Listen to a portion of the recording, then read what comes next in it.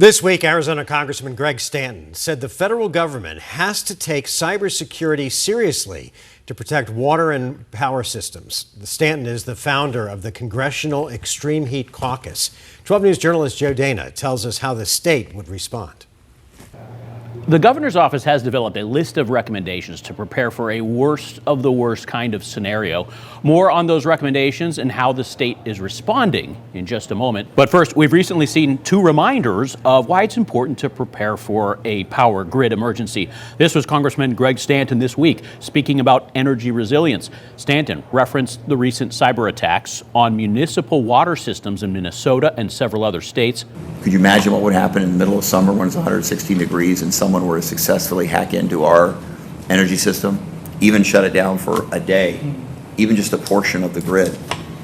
That could be a mass casualty event here in Arizona. We can never allow that to occur. We need to take cybersecurity very, very serious. And recently, during a rate case that Arizona's largest power company is in the middle of, APS CEO Ted Geisler was asked about the power grid's temperature limitations during extreme heat. Our grid is designed to be able to sufficiently meet that design criteria of 110 degrees Fahrenheit on a sustained period. But if it were a higher temperature, it can handle that in shorter durations, but it is not designed to withstand that on a sustained period. Now, utilities have cooling mitigation tools to protect specific pieces of equipment during extreme temperatures. Regarding the grid, the Arizona Governor's Office of Resiliency tells us a statewide outage is extremely unlikely to occur due to grid configuration, national reliability regulatory standards, and system redundancies.